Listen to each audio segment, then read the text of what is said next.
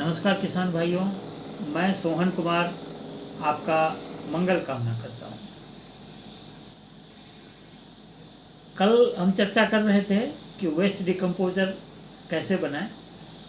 तो आपने बताया था कि 100 लीटर पानी, 1 किलो गुड़ और 1 लीटर वेस्ट डिकम्पोज़र जो मेरे फार्म से आप मुफ्त में ले जा सकते हैं, और या फिर डब्बे वाली बात भी बता दी। उसमें एक चीज़ छूट गया था कि हम जो गुड़ का प्रयोग करेंगे, तो गुड़ जो होना चाहिए वह काला या लाल वाला गुड़ होना चाहिए। उजला वाला गुड़ बिल्कुल ही नहीं चलेगा। लाल, काला या लस्सा वाला या छोआ गुड़, गुड़ आपको कम कीमत में जितना भी खराब मिलता है आपके लिए अच्छा। उजला वाला गुड़ मत डालिएगा। तो वेस्ट डिकम्पोजर तो बन गया।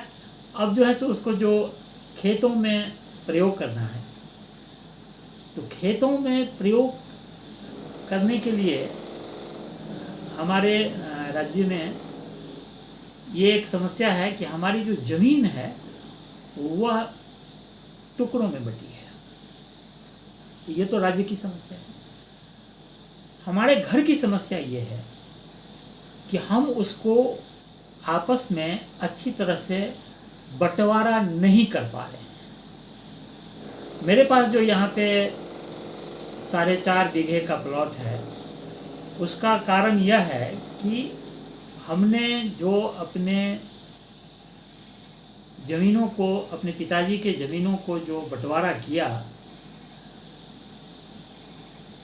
उसमें कोई भी ज़मीन, एक जो डीह था जहाँ पे घर था, जहाँ पे माता पिता रहते थे, पूर्वज रहते थे, वो डीह को छोड़ के बाकी किसी भी ज़मीन का 2 टुकड़ा नहीं किया।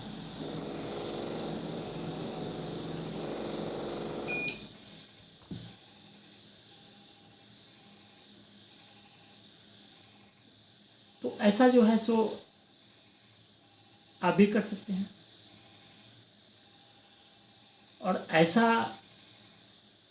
करने के, अगर आप ऐसा सोच रहे हैं कि हमारे भाइयों में ऐसा नहीं हो सकता है या हम कुछ अलग हैं, ये बात भी नहीं है। मैं भी यहीं का रहने वाला हूँ, अमेरिका से नहीं आया हूँ, इसी समाज में हूँ। और हम 5 भाई हैं और पांचों भाई की शादी भी इसी आसपास के गांव में हुआ है। तो इसीलिए पंच सरपंच का भी कोई कमी नहीं है। सब कुछ परिस्थिति बिल्कुल आपके जैसा ही है। आपको अपनी परिस्थिति ज़्यादा कठिन लगती है, मुझे अपनी परिस्थिति ज़्यादा कठिन लगती है। सब कुछ वैसा ही है, लेकिन थोड़ी सूझबूझ से इसे किया जा सकता है यदि प्रयास करें तो, सार्थक प्रयास करें तो। सार्थक प्रयास यदि करें तो ऐसा समझ, ये ज़मीन के बंटवारे के बाद मैंने एक लेख लिखा था, अपने पैतृक ज़मीन का बंटवारा कैसे करें। sohankumar.com पे ये लेख है। यदि आप ज़मीन का बंटवारा करना चाहते हैं, करने वाले हैं या कर भी चुके हैं, तब भी उस लेख को आपको पढ़ना चाहिए। और जो घनश्यामपुर के और आसपास के लोग रहने वाले हैं, तो वो चाहें तो हमसे इसका टिप्स ले सकते हैं। क्योंकि देखिए, जितना बात मन में है उतना आदमी बोल नहीं सकता, और जितना बोल सकता है उतना लिख नहीं सकता। तो लिखने के लिए तो 1 पन्ने में, 2 पन्ने में लिखूँगा, लेकिन यदि आप चाहें तो मैं आपको कम से कम 21 ऐसा तरीका बताऊंगा कि आप अपने ज़मीन के बंटवारे को कैसे अच्छी तरह से कर सकते हैं। और उसके लिए कोई सबसे बड़ा जो सूत्र है वह है कि संवाद, आपसी संवाद, भाइयों के बीच आपसी संवाद। हम लोग क्या करते हैं, सबसे पहले बातचीत करना बंद कर देते हैं। और मैं आपको बताऊं कि मैं ऐसा नहीं कि झगड़ता नहीं हूँ, बल्कि सबसे ज़्यादा झगड़ा करने वाला मैं ही हूँ। और मैं तो बातचीत इसीलिए भी नहीं बंद करता हूँ कि यदि बातचीत ही बंद हो जाएगी तो झगड़ा किससे करेंगे। बातचीत किसी भी तरह से बंद नहीं होना चाहिए, और बातचीत से तो देश की और अंतर्राष्ट्रीय समस्या हल हो जाती है। तो ये तो अपने भाई के बीच का बात है। और भाई तो जब हमारी शादी हुई उसके बाद बूढ़े हो गए। शादी से पहले तो अच्छे ही थे, बहुत अच्छे थे। आप अपने बचपन को याद कर लीजिए, आपके भाई आपके कितने प्रिय हैं, ये आप थोड़ा शादी से पहले की को स्मरण कीजिए। शादी हुई, कुछ परिस्थिति बदली, हो गई तो हो गई, लेकिन जो मन के अंतर मन में है वो आज भी कभी भी अंत समय तक भी वह रहता है। लेकिन उसके लिए आपको पहल करना पड़ेगा, कोशिश करना पड़ेगा। ऐसा हो नहीं जाएगा, आप ऐसा मत सोचिए कि ऐसा हो जाएगा। ऐसा करना पड़ेगा, ऐसा कोशिश करना पड़ेगा, प्रयास करना पड़ेगा। और प्रयास करने के लिए मैं आपको सलाह दे सकता हूँ। सलाह देने के लिए तो मैं बिल्कुल कुख्यात हूँ, मैं तो हमेशा कुछ न कुछ सलाह देते रहता हूँ। और सलाह देने वालों को लोग पसंद भी नहीं करते हैं, इसलिए मुझे लोग पसंद भी नहीं करते हैं, लेकिन मैं उसकी परवाह भी नहीं करता हूँ। इसीलिए कि मैं आपको पसंद करना कभी छोड़ता ही नहीं, और आप मुझे पसंद करें तब भी, ना करें तब भी, मैं तो पसंद करता ही रहूँगा।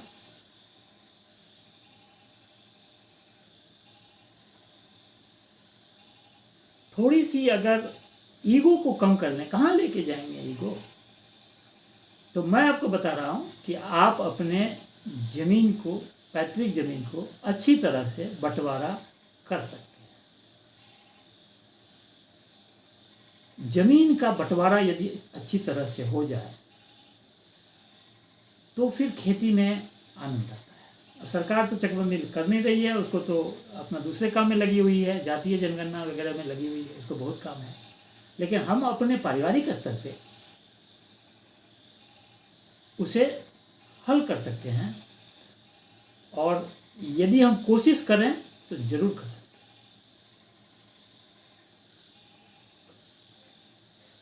हम अपने जमीन को अपने बीच में जो बंटवारा करें उसको देखिए। मैं आपको जितनी भी बात बोलता हूँ या जो मैं लिखता हूँ वो मैं अपने जीवन के व्यक्तिगत निजी अनुभवों से बोल रहा हूँ। जो मैंने किया, जिसको अनुभव किया, वही लिखता भी हूँ, वही बोलता भी हूँ। और मैं इन सब विषयों पे बहुत चिंतन करता हूँ कि किस तरह से तालमेल बिठा के रखा जाए या क्या किया जाए, क्या करना चाहिए। और मैं आपको बता भी सकता हूँ। आप अपने पैतृक जमीन को अच्छी तरह से बंटवारा कर सकते हैं और एक शांतिपूर्ण जीवन जी सकते हैं। जमीन जितनी भी हो, जमीन तो जिसके पास जितनी है उतनी है, लेकिन हम उसे बंटवारा करके उसके मूल्य को बढ़ा सकते हैं, सबके मूल्य को। ऐसा नहीं कि उसमें एक का भला होता है, ऐसा नहीं कि मुझे मिल गया इतना, सबका वैसा ही है। सबके बड़े बड़े प्लॉट हैं, किसी का दो टुकड़ा है ही नहीं, या जिसका जो है वो है। हमारा भी जो छोटा है वो छोटा है, बड़ा है बड़ा है, लेकिन उसका दो नहीं है। ये नहीं है कि इसमें ये भी है, इसमें ये भी है। तो ये होना एक ज़रूरी है, और उसके लिए आपसी तालमेल चाहिए। और हम थोड़ा बात से हट गए, जो जैविक, लेकिन ये खेती का ही एक पार्ट है। यह एक पार्ट है, खेती का पार्ट है ये खेती से अलग नहीं है। यदि आप खेती करना चाहते हैं तो तालमेल से खेतों को बांटिए, ताकि सब का भला हो, सबका लाभ हो। अब यदि मान लीजिए कि हमारी 21 सलाह के बाद भी और आपके लाख प्रयास के बाद भी ज़मीन का वही हाल रहा, तब भी कोई बात नहीं है। अब समय तो आज का ख़त्म हो गया है। कल मैं आपको बताऊंगा कि ज़मीन का टुकड़ा चाहे जितना भी छोटा हो बड़ा हो जो भी हो, वहाँ पे डिकम्पोजर का प्रयोग कैसे करें। और मैं आपको एक बात और भी बता देना चाहता हूँ कि आप हमारा जो ये संवाद चल रहा है, इस बीच में ही आपको कुछ ऐसा लगेगा कि नहीं ये तो नहीं होगा। आपसे निवेदन है कि आप मेरा 14 या 15 जो एपिसोड आएगा, उस 15 को आप ध्यान से अगर देखेंगे, उसके बाद यदि आप बोलेंगे कि मैं जैविक खेती नहीं करूँगा, तो मैं मान लूँगा। लेकिन आपने यदि बीच में ही छोड़ दिया कि नहीं नहीं ये तो खाली भाषण दे रहा है, तो फिर नहीं होगा। इसीलिए आपसे निवेदन है कि आप हमारे जितने एपिसोड हैं, लगभग 15 आएंगे, उसे ध्यान से देखिए और आप जैविक खेती करना शुरू कर देंगे, ऐसा मुझे विश्वास है। नमस्कार।